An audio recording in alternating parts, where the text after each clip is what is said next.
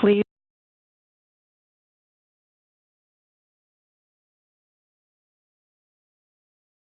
Hello, good morning, everyone. This is Gloria Zayans with the Innovation Learning Network in partnership with GNHIC. We are excited to share today's Exponential Tech Tuesday, 3D printing in healthcare. 3D printing is all a hot topic in healthcare right now, with many health systems and startups actively exploring opportunities in 3D printing, from surgical planning and prep to building custom prosthetics and bioprinting, where body parts and organs are printed instead of being grown in petri dishes like they have in the past. The breakthrough in printed materials really brought this 30-year-old technology into the limelight this last few years. Believe it or not, back in 1981, when this all began, 3D printing was known as additive manufacturing. Hideo Kodama of Nagoya Municipal Industrial Research Institute invented two additive methods for fabricating three-dimensional plastic models with photo-hardening thermoset polymer, where the UV exposure area is controlled by a mass pattern or scanning fiber transmitter. And this was the moment that marked the beginning of this revolutionary technology that, here we are 3 decades later, is literally changing lives. I bet when he did this back in the day, he didn't realize the impact he's going to have with this technology. So what we're bringing you today is a session that will provide you with an overview of 3D printing in healthcare and how innovators are exploiting 3D printing for patient care. Before we jump in, there are a few housekeeping items. First, you have been muted upon entry to avoid background noise and disruptions. If you are joining us by phone only and wish to chime in during Q&A, please press *6 to take yourself off of mute. Please hold off on Q&A until the end. However, do feel free to use the chat box during the presentation for questions and comments, and make sure that you select all from the drop-down box so everyone can see it. And this presentation is a contribution to the ILN, which means that you can live tweet throughout. We will be dropping today's session's social media handles and hashtags in the chat box shortly. So now I would like to introduce our presenters today. We have Thomas Maal, the coordinator of 3D Lab of Oral and Maxillofacial Surgery at Radboudumc. He will give us an overview about his work and how 3D printing is being used in the planning and work around oral and maxillofacial surgery, followed by Arthur Harsuvanakit, who is a senior designer at Autodesk, who will talk about generative design and how that applies to 3D printing. And we will have Julielynn Wong, founder and CEO of 3D4MD and Medical Makers, wrapping us up as our emerging tech innovator for today. So with that, I would like to hand the session over to Thomas to talk to us about his work. Thomas? Thank you very much for the kind introduction. I will show you what we've been doing over the past 12 years. I started 12 years ago in the Radboud University Medical Center in Nijmegen, the Netherlands. And our goal was, sorry, I need to share my, yes. Here it is.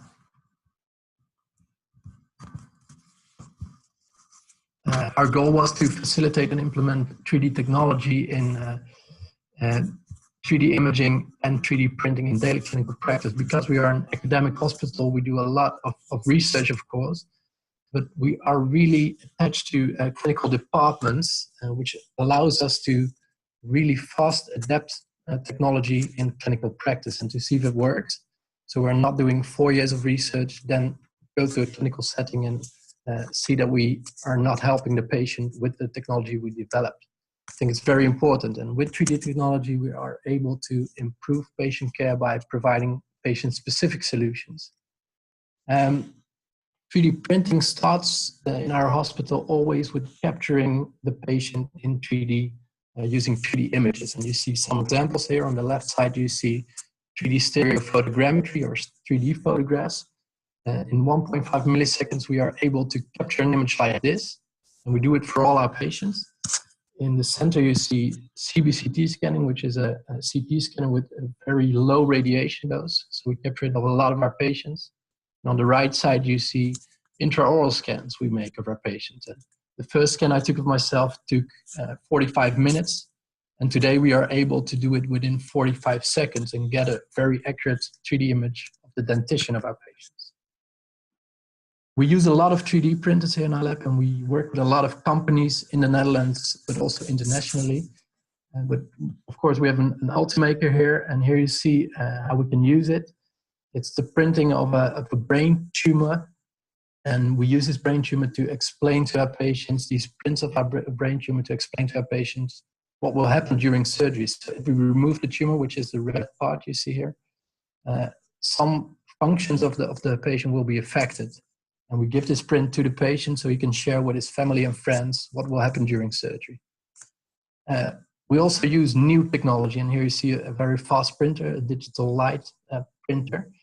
And with this, we can very fast print prototypes or even implants that we use in patients.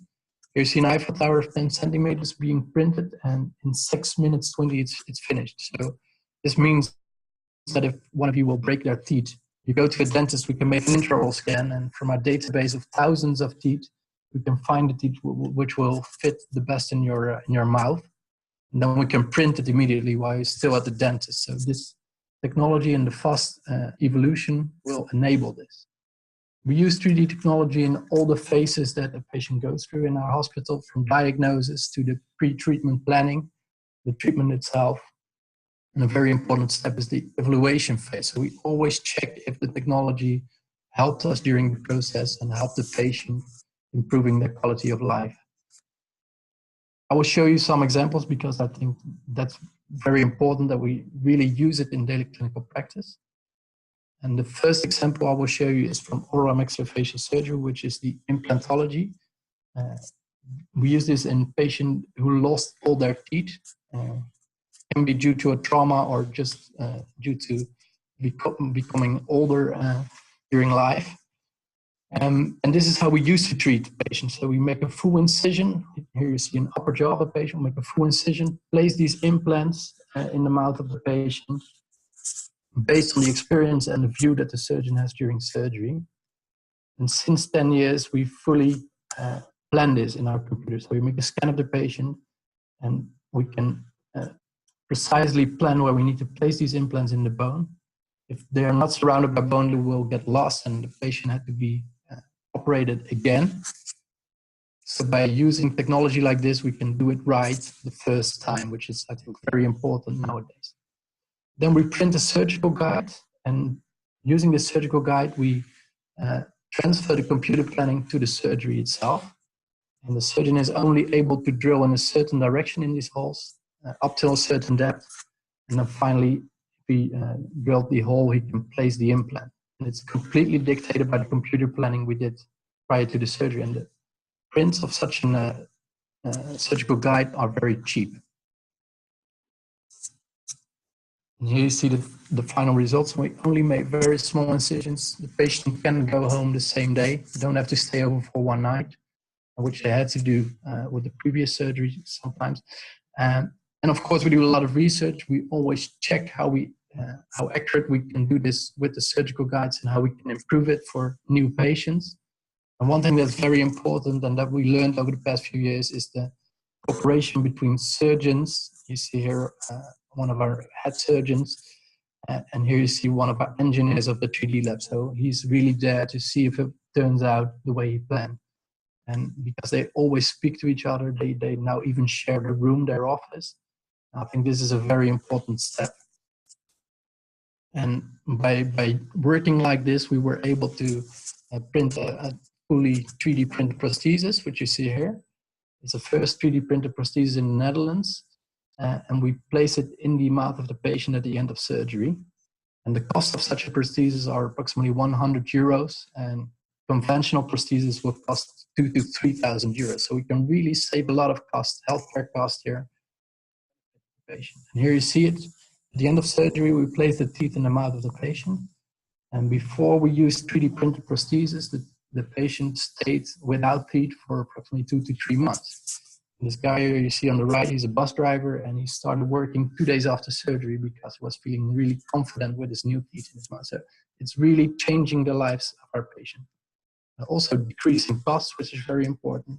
But for us, it's very important that the quality of life improves for our patients. Also, in more complex cases, we use 3D technology. Here you see a complex oncological reconstruction of the mandible of our patients. We remove a large piece of the lower jaw, which is called the mandible.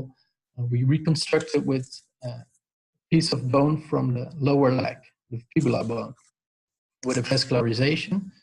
Before we used 3D technology, it was a very complex puzzle to do a reconstruction like this. Surgery takes approximately 12 hours in these cases. And we try to reduce surgery time by making a more predictable computer planning. And all these kinds of surgery we plan nowadays using scans we made of the patient. And the blue things you see are surgical guides, which we use during surgery to transfer our planning to the surgery. So the surgeon knows exactly which piece of bone he needs to take out. And he knows exactly which piece of fibula bone he needs to take out to make a correct reconstruction. And finally, we have a third template. So he's already able to create the new lower jaw and then reconnect it. And by doing this, we can save a lot of surgery time. And this is surgery time in elder patients, and the longer the surgery will take, the more complications we will get after surgery. We are even able to do something like this, and this is a design of a reconstruction plate of one of our patients, and it's printed using a titanium printer. So that's the next step for us. It's really a patient-specific implant, which will remain in the patient.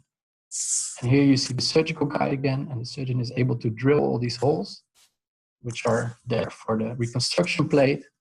And by making it such a predictable printing process or a planning process, it's almost like an IKEA building package for the surgeon. It's becoming very convenient and fast.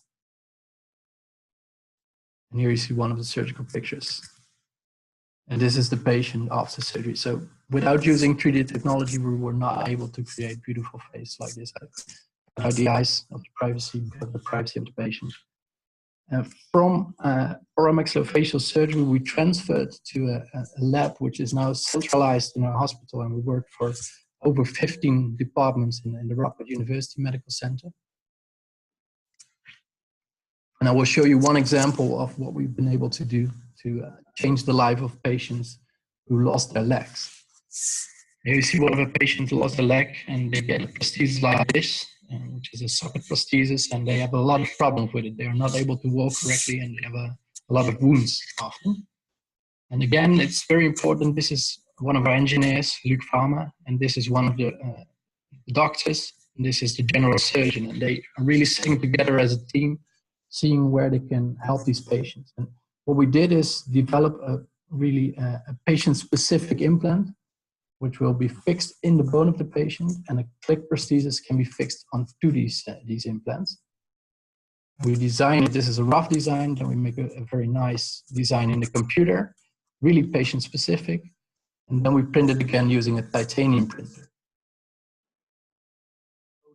With a different structure. Here you see the printing process. We did this one with a company called Maxillofacial in Maastricht. We can do it with a lot of companies. Printed from a titanium printer. Here you see 5 implants being printed for different patients. Here you see it during surgery. So the implants are placed during surgery. It's actually quite fast and easy surgery. Here the implant is installed. And it really fits nice, and it's really an improvement.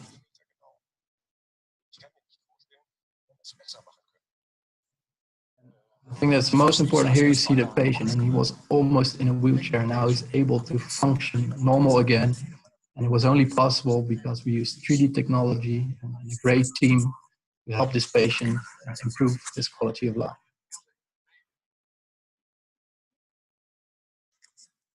One thing we try to do is really share our knowledge. So we work together with a lot of academic hospitals in the Netherlands and also with smaller hospitals in the Netherlands to share our knowledge and to help more patients. I think this is very important. And I want to finalize my talk with showing you a brief outlook of the future things that we are working on. And one of the future things that we are working on, which probably will be a new technology which we can use instead of 3D printing, for example, for surgical guides, is augmented reality. And we'll show you two simple examples of how it works. So again, based on 3D images, we can create images like this, which the surgeon can use during surgery. This is a project we did with the Princess Maxima Center for Child Oncology. This is a child with a kidney tumor. She's 5 years of age. And the surgeon wants to project this on top of the surgery instead of a 3D print that he used to work with before we had this technology available. So in yellow, you see the tumor, and he's able to ask the HoloLens glasses to show him certain anatomy or certain, the tumor, for example, or the vascular supply to the tumor. And we treated 20 patients now, and it really is a very promising technique. The things we really want to do is use this technology to guide the surgeon. And this is a simulation setup of a hip that was fractured. And this is a new project that we've been working on for the past year. It's also a very promising project. So what the glasses will show you, it's the real world with a virtual world on top of it. And if you move the patient, or the simulated hip in this case, you see where you need to place the reconstruction. And the closer you get to the final end position with your reconstruction piece of bone, the greener it will get. And we can even give the surgeon audio feedback to show him or to guide him to the correct position. And I think this will change again the future of the surgeons, and will hope to increase quality of life of the patient by performing better surgeries. So the thing I always want to say at the end of my talk, it's not really my work, but it's the work of the complete team, especially the talented young people in our 3D lab. So thank you very much for your attention. Thank you so much, Thomas. That was a fantastic talk. The work you're doing is, wow, incredible. It's really mind-blowing, and the impact that you have on patients' quality of life and care is pretty astounding. The fact they can go home on the same day, and you can help them understand, what is happening before their surgery, and also be able to custom print, prosthetics and body parts is just pretty amazing. So we definitely will circle back with you in a moment with some questions. There's been quite a bit of comments, you can see. So with that, if I can have you share your screen, I would like to pass the baton off to Arthur to talk to us about generative design and how that has an application in, in 3D printing. Great, thanks, Gloria. Great presentation, by the way, Thomas. This is fascinating work. So hey everyone, my name is Arthur, and I'm part of the design research group here at Autodesk. If you've heard of Autodesk in the last 35 years of its existence, then you probably have heard of the name of our most popular product, AutoCAD, which helps architects lay out and design buildings. And if you know somebody who studied architecture, then you probably know that they're very familiar with our products, since it's kind of the standard tool for the building and construction field. But since the company's early days of AutoCAD, the portfolio of products has expanded to over 100 software products, touching different industries from design, such as product design, automotive, manufacturing, and even media and entertainment. And fun fact, like 90% of the Hollywood movies you see are actually using our media and entertainment products for modeling, lighting, rigging, or special effects. But what you probably don't know is that artist has also dabbled in the medical field, specifically with design of medical implants, with the acquisition of this Within technology product 5 years ago. Within is essentially a latticing technology that takes into the account the forces and loads the part experiences for lightweighting as well as osseointegration. Since the forms that are produced are really complex, the only way to really produce these parts is to 3D print them. What you see here in this slide is Within applying its latticing capabilities to a cranial flap that conforms to the curvature of the skull. Medical engineers are essentially using this technology to design porosity of these implants with the lattices. And the project here involves 22 partners from 7 different European countries working to achieve an integrated supply chain for the design and manufacturing of a fully patient-customized cranial, dental, and spinal implant. The Within technology has already been used with over 45,000 patients since 2014. But the technology that I'm here to talk about today is one that we've been developing in research for the last 3 years, and we're calling it generative design. Essentially, it's a system powered by machine learning and cloud computing to create hundreds, if not thousands, of solutions to a goal-driven design problem. We see this tool being helpful for designers who want to explore form, like this chair you see on the left, or engineers looking to lightweight a design space, such as this cabin partition on the right for Airbus's commercial planes. In the case of the partition, the goal given to the generative system here was to reduce the weight while maintaining structural performance. The system then runs through hundreds of options, evaluating for its performance and weight criteria. The final design is a 3D printed aluminum assembled partition that weighs 66 pounds, which is 45% lighter than the conventional partition, which results in huge savings for both fuel and carbon footprint. In the case of the chair, we were generating for wood and not for 3D printing, but for CNC routing construction, which is a more typical fabrication technique for mass production.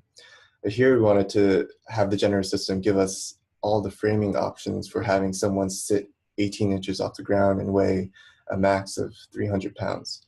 So the software runs through all these possible solutions, and the designer guides the system on which versions are most promising and which ones need to be reiterated on and refined. And so the final solution that we chose is 18% lighter and decreases the displacement of the chair by 90%, as well as decreases the max stress by 78%.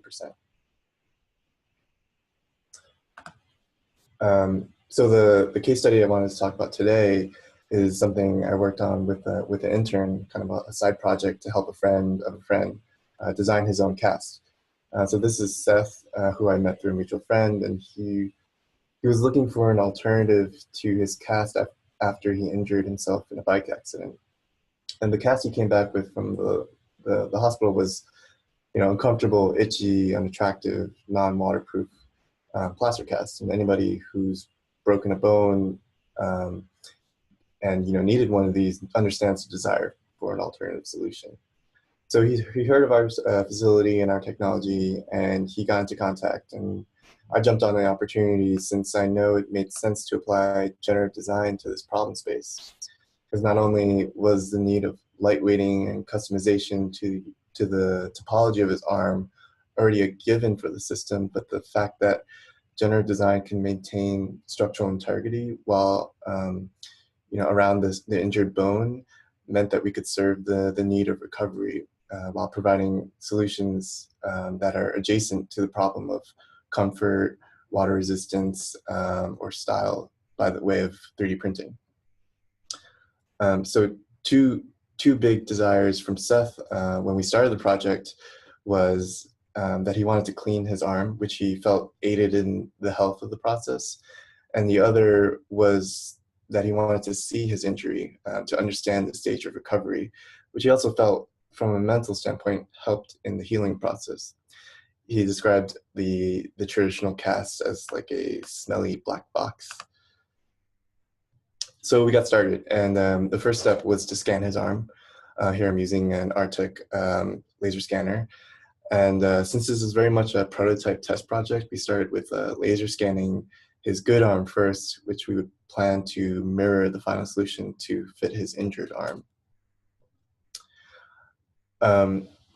And so once we had the scanned arm, we then modeled a surface that fit around the unique curvature of his forearm, wrist, and hand. And the laser scanner pretty much has sub-millimeter accuracy, so we have confidence that we could get a comfortable and customized fit. Next, we applied the forces in generative design where we knew we wanted to keep the material, and specifically to the joint between the thumb and the wrist where the injury was, as well as where the cast would be experiencing forces throughout its daily use. The solution that the generative design system came back with is what you see on the right. The model was then split into two parts to assemble onto Seth's arm, and then modified to have interlocking mechanisms to attach both parts together. Once the model had its necessary parts, we began printing. We used the Fortis Stratasys printers, which print engineer-grade performance plastics like ABS and ASA. And then once we had the parts coming out of the printer, we met with Seth regularly to test the fit and the comfort of the cast, making small tweaks that ran for maybe 5 iterations before we finalized on the final one. And a big reason why we had so many iterations was that when we removed his original cast and tried to put the mirrored version onto his actual injured arm, it didn't fit, and we kind of learned the hard way that our bodies aren't completely symmetrical. So I mean, if we started with the scan of the injured arm from the beginning, we could have cut down that time. The total time for scanning, generating, tweaking, and modeling probably would have been 32 hours, and we took about 2 weeks to do the tweaking. But I think if we can get the software to have an automated workflow in place, we could bring that down to a day's work. And the bottleneck really for our process was the printing time, which took about 18 hours to print a full cast. But given that you can leave a printer on overnight, we really don't see that as too much of a hurdle. The real hurdle actually was having Seth's doctor approve of the process. I mean, in the end, the doctor didn't want to be a part of the design process, and so Seth and I took to designing the cast ourselves, considering what we knew about his injury. And the project, is more of a proof case to show that you can improve something like casts with these new emerging technologies, and not only make one that fits the same recovery needs as a traditional cast, but also make one that fits the user's daily life. Yeah, so that's me.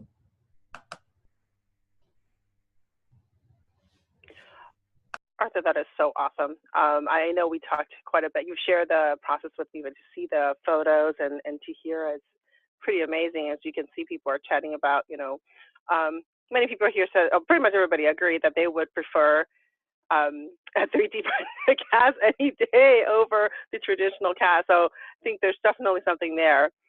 And so with that, I would like to transition over to Julielynn Wong to tell us about her work with 3D4MD. And yeah, here we go, Julielynn, it's all yours.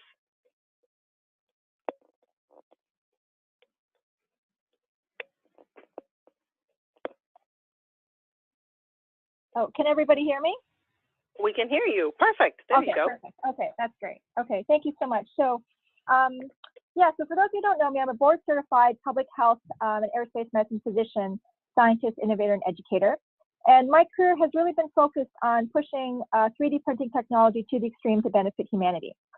And something that's important to take note of is that so 3D printers have actually been around for over 30 years. So the big question is, why are there 3D printers in every hospital and clinic? And so there are a number of reasons why, actually. So most commercial 3D printers designed for healthcare systems are very big, they're very expensive, and typically they also use very, very pricey proprietary filament materials. There was actually a report co-authored by Stanford radiologists a few years ago that projected that it would take your healthcare facilities at least 10 years to pay off one of these 3D printing machines. As well, these medical 3D printers typically require very, very highly skilled technicians to operate and maintain. And the vast majority of healthcare applications in 3D printing have been focused on medical models. And what I mean by that, those are 3D printed items that are typically based on the human body. So whether it's taking digital imaging and converting it into a 3D printed anatomy model, or as a prior presentation showed, modeling a 3D printed cast off of somebody's arm. And so these organic shapes actually quite often require a lot of what we call post-processing. So that may be removal of support or raft material. Any post-processing with 3D printing will significantly drive up the production time and cost. As well, right now, the most likely benefits of 3D printing are for complex, high-stakes, rare operations, like reconstructive procedures. And what that means is that those types of applications are suitable for tertiary level academic medical centers, but really not appropriate for your average community hospital. So this is a collection of what I consider to be beautiful works of 3D printed art. These are medical models. They're based off of digital imaging, and they are made on a commercial 3D printer that cost nearly $500,000. It took a large team of very highly educated technicians to make these models. And like great works of art, these models are a luxury. They are not affordable, accessible, or beneficial for patients in the most challenging places and for those who need it the most. So the question I was asking was, well, why should we be spending valuable, finite resources to create solutions to make the wealthiest, healthiest people a little bit better? So I'm a public health doctor. I believe that we should use 3D printers to deliver better healthcare in the most challenging places to those who need it the most. So I founded 3D4MD, a social enterprise that makes 3D printable medical supplies for over 1 billion patients at home, abroad, and in space. And some of the challenges of humanitarian medical applications of 3D printing include a lack of 3D printing equipment that's suitable for off-grid and offline use by non-experts. Remember that there are over 1 billion people who lack access to electricity, and nearly 4 billion people who don't have access to the internet. And as well, 3D print files, the ones that are available in open source online digital repositories, often lack quality control. There's no clinical oversight. You don't have any secure storage of patient-matched devices, and most of the designs are not very user-friendly. So one of the reasons why we've chosen to focus on desktop 3D printers is because, well, first of all, they're very portable. You can carry them, take them with you to places. They're very affordable. And most of these desktop 3D printers, or many of them, are what we call an open filament system, which also helps to keep the material costs low. As well, because they're designed for consumers, they're a lot more user-friendly than the commercial 3D printers that are sold to healthcare facilities. The fact that the 3D printer allows you to make what we call patient-matched devices that are customized for not just the patient's physical dimensions, but also their personal preferences as well. Having a 3D printer is like having a little mini factory or robot that makes whatever you tell it to make. So it's labor saving, which is one of the biggest cost drivers in healthcare. And in doing so, by being labor saving, of course, a 3D printer is cost saving as well. And there are biodegradable and recycled plastic filaments that you can use to 3D print with, and you can use renewable energy sources like solar energy to power 3D printers. So it can be a very sustainable technology. So with 3D printing, remember, physical objects can be stored as digital files. And this allows us to crowdsource and store innovative designs on an unprecedented global scale. So what you guys are seeing here is actually the first hardware that was uplinked to space. Normally, if we want to send tools or medical supplies to the space station, we actually have to put in a rocket, blast it up, and send it up there. But now you can just create files on Earth and then just electronically transmit those files to your spacecraft and have them printed on site locally.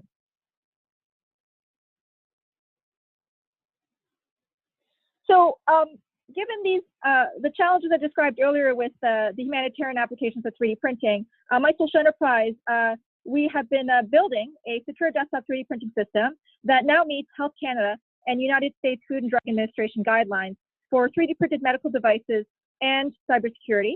As well, this system contains a number of crowdsourced, quality-tested medical, surgical, and assistive devices that can be made on demand locally. And as well, most importantly, it can be used offline and off-grid by minimally trained personnel. So I'm going to go through a few case studies. First one here is, of course, astronauts. We know that they can't take everything they need with them on long space missions.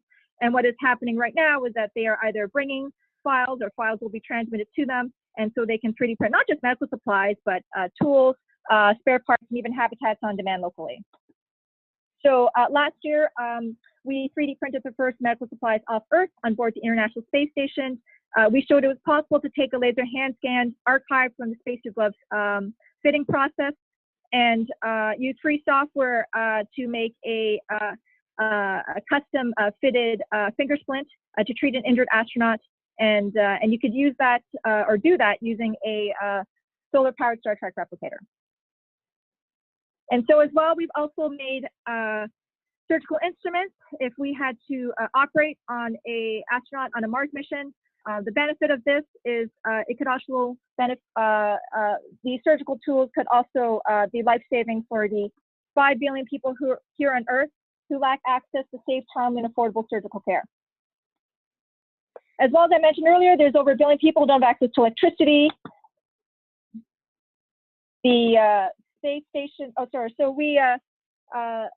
we built and tested a solar-powered ultra-portable 3D printing system. It's plug and play, and it fits inside a carry-on suitcase. And you can use it to make functional medical supplies, which we had tested in clinics. And the benefit of having this, what we call a suitcase solar-powered 3D printer, is that it you can take it on as carry-on luggage.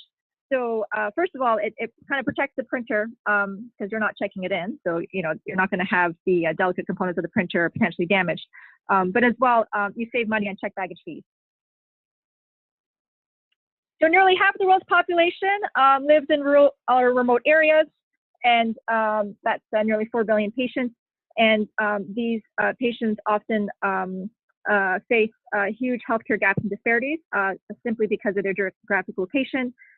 So we have been working on a number of different projects where we 3D print medical supplies for patients in remote areas who also have specialty healthcare support through some sort of telemedicine platform. So here's an example. This is a custom made mallet finger splint, which is used to treat a very common hand injury called a mallet finger. And this injury, if it's not properly treated, you can actually develop permanent crippling hand deformities. And so the problem is that you need a specialized hand therapist, of which there are a small number worldwide. Entire countries on this planet actually don't have hand therapists or their specialized equipment. And so so what we were able to show is that you could actually take some pictures of an injured patient's hand and derive soft tissue measurements from it and put it into free software and generate a custom fitted mallet finger splint and use it on an actual patient. And we actually did a little cost analysis and found out that the material cost about half, the 3D printer filament used to make this splint was about half the price of the white splint making material that I showed you earlier. And as well, just for fun, we also took that same file and then we 3D printed that splint out of filament that contains 25% recycled plastic drink bottles. So nearly 1 billion people, that's 1 in 7 people on this planet, have a disability. And many people with disabilities need but can't get assistive devices that allow them to participate fully in everyday life. We make award-winning 3D printed assistive devices that can be made on 3D printers in public libraries, schools, universities, and people's homes. The goal is to save time and money for people with disabilities. And so this, of course, is a very famous open source design of a 3D printed prosthetic hand. We've made them for 2 female pediatric patients here in Canada who have congenital hand anomalies. The hand you see on the right, that was actually made for a little girl whose family has immigrated from the Sudan. Having a physical difference is very stigmatizing in her native culture. So she asked us to 3D print her a hand that not only fit her residual limb, but also matched her skin tone. So with 3D printing, it's very easy, of course, to pick different colors to suit the patient's personal preferences. So as well, this is an example of custom fitted finger splints we made for a Canadian woman with cerebral palsy. She has to wear splints in all 4 fingers of her right hand in order to allow her fingers to function, but as well to keep her swan neck deformities from getting worse. And so her actual hand therapist came to us and asked us to assist her. And so we took some measurements of her fingers, and now this patient has a digital file. So anytime she needs a new splint, instead of normally researching hand therapist, booking an appointment, waiting for that appointment, and then having to travel to the appointment, potentially miss work, and then pay that hand therapist for their labor time and material costs. Now the patient has a digital file. Anytime she needs a new splint, she can just go to the public library, pick the color she wants, and have another splint printed for less than $2, not have to miss work. So as well, we're very much proponents of user-centered design. We've interviewed a number of multiple sclerosis patients who require the use of wheelchairs or scooters, and they have told us that they would really like a cup holder that attaches to their wheelchair.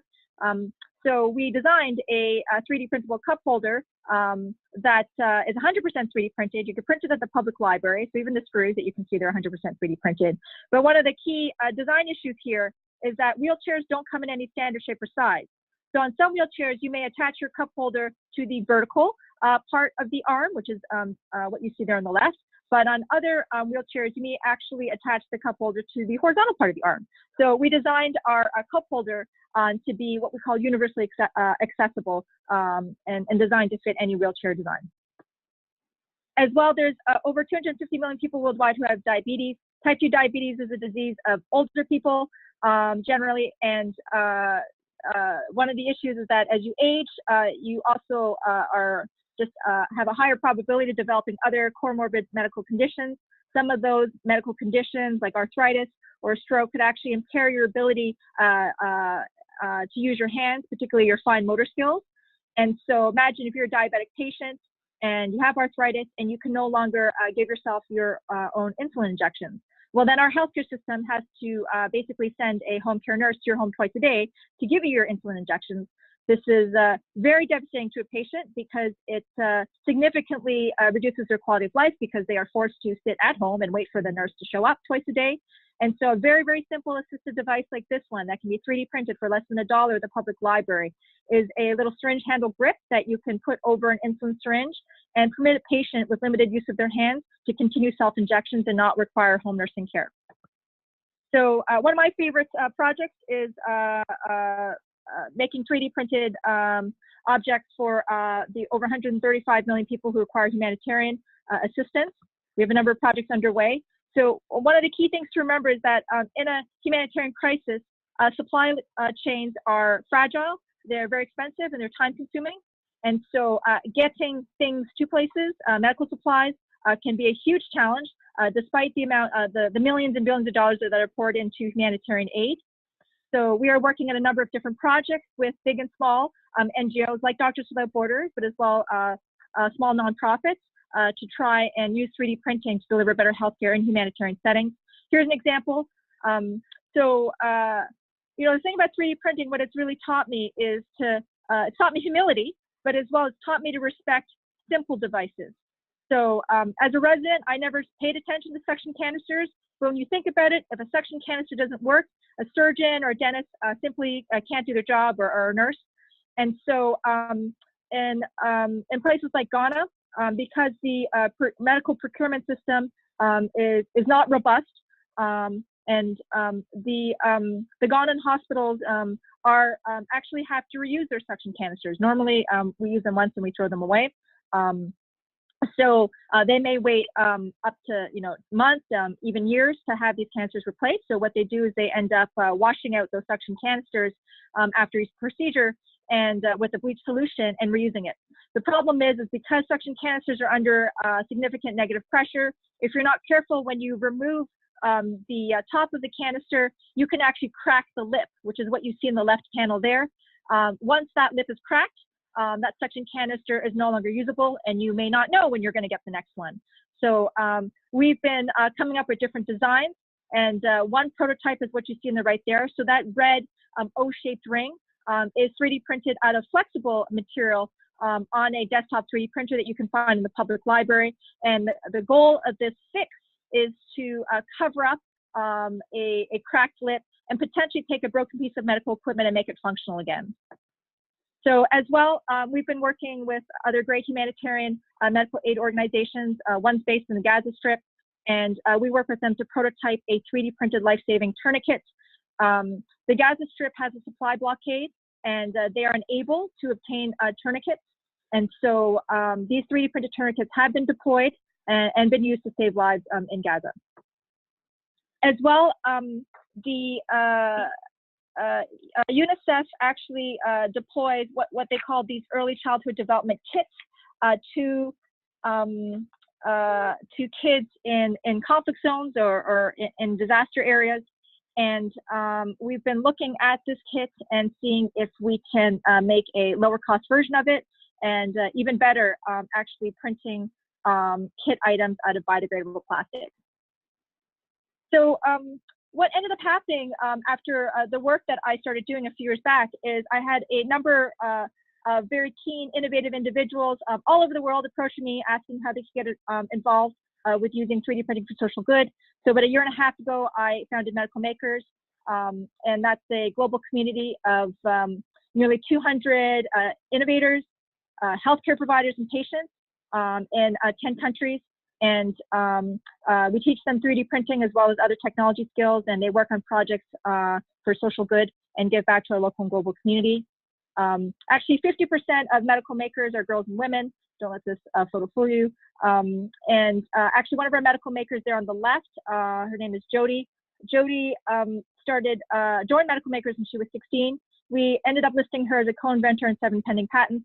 And she just finished her first year at Johns Hopkins University studying biomedical engineering on a full scholarship. Here's an example of a project we actually had Jody work on. This is the gold standard device for measuring static and dynamic 2-point discrimination. And it was actually co-invented by 2 hand surgeons. The problem is that most of us in healthcare do not use this device because it's too expensive, and if you lose it, it's very costly to replace. So in fact, this is the cheap and convenient solution that most of us use in healthcare. It's a paperclip that we've sort of converted into sort of like a tweezer-like device. And so I spoke with Jody, who had taught herself to make 3D models using free software. And Jody ended up designing a 3D printed 2-point discriminator that's shaped like a ninja star, that also functions like a fidget spinner, is in multiple languages, as you see here, and is much more accurate than a paperclip and much cheaper than the gold standard device. So we're hosting medical make-a-thons around the globe. We believe anybody can be an innovator, so anybody can attend a make-a-thon. We teach you tech skills, and you work on solving problems for global health challenges. And in doing so, we add more 3D printable designs to our digital archive to benefit humanity. And so, yeah, so here's an example of one of our make-a-thons that we hosted last spring. But so the key thing with 3D printing, I want you all to remember is that with this technology, anybody can be an innovator. You can teach yourself how to use 3D design software for free. And And there are many programs that are free that you can use. 3D printers are very, very accessible, particularly the desktop ones. You don't have to buy one. They're in your public libraries, in your schools, and your universities. And as well, the 3D printing filament for these desktop printers is usually very, very inexpensive. So yeah, so I hope you'll consider getting involved, whether it's through sponsoring a little medical makeathon at your healthcare facility, or suggesting designs that would be useful for patients or healthcare providers, starting a local medical makers chapter, or even purchasing one of our medical maker lab kits. So, so in closing, I just want to say to all of you that I hope you all live long and prosper. Thank you. Wow, thank you so much, Julielynn. Wow, you just, my mind is blown. This is incredible, incredible work that you're doing, and the impact you're having on lives is just beyond. I'm sort of at a loss of words at this point. I know we're coming up at the top of the hour, and so we only have a couple of minutes for questions. There's one that is burning here in the chat log here. People are wondering, how do you, for the prosthetics that you had mentioned, how do you mitigate legal risk with using a 3D printed prosthetic that is not FDA cleared? Or is that something that have to be cleared through the FDA? So I'm actually glad that you asked that question, actually, because I have very strongly sort of firm views on how 3D printed prosthetics should be utilized in healthcare. So, so the reality is that actually there is still or there's an absence of data to show that 3D printed prosthetic hands are in the long term accepted, that they're durable, and they don't cause any potential complications for patients. And so the approach that we've taken with 3D printed prosthetics is that we highly discourage the use of what we call handathons, which are either the local or remote making of a number of prosthetic hands for patients. And the reason why is because there's no clinical oversight. So I think the way to approach 3D printed prosthetics in healthcare is to ensure that that patient is first evaluated in the healthcare setting. And we've actually started a program to do this. So if you're interested, please come and reach out to me. And to make sure that that healthcare provider is using some sort of validated survey questionnaire. So there's, certain aspects you want to be monitoring on the physical exam, as well as, identifying what are the functional issues that patient is facing. And then what we do is that we actually provide that 3D printed prosthetic device to the patient, but only in a healthcare setting. So that little girl who wanted that skin tone matched prosthetic, she received that in her physician's office. And we actually then follow up with the physician and make sure that she's not developing any complications.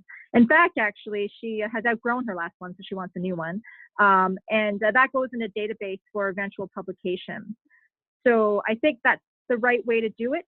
3D printed prosthetics fall under a sort of an interesting clause when it comes to FDA regulation.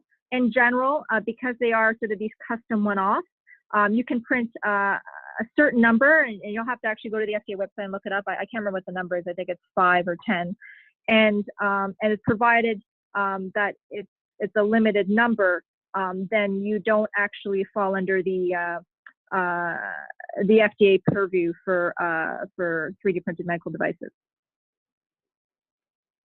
That's awesome. Thank you so much for that. If people are interested in following up with you with questions, what is the best way for them to reach you? Is it to go through 3D4MD website? Oh yeah, yeah. So we have a website and there's a contact page, and yeah, send an email and it'll get to me. Great, thank you so much. We are at the top of the hour, so thank you to all the panelists. I'm going to hand the session back to Cynthia to wrap us up. Great, thank you, Gloria. And just to echo Gloria's thanks to our presenters today. As a reminder, today's session has been recorded and will be available on the ILN member site. So please check out iln.org to revisit this session or share it with a colleague. I also want to let you know about our upcoming sessions. On June 21st, Virtual Thursday is back, Transforming Rural and Native American Healthcare. And on July 26th, we have another Virtual Thursday session scheduled, The Pet Effect.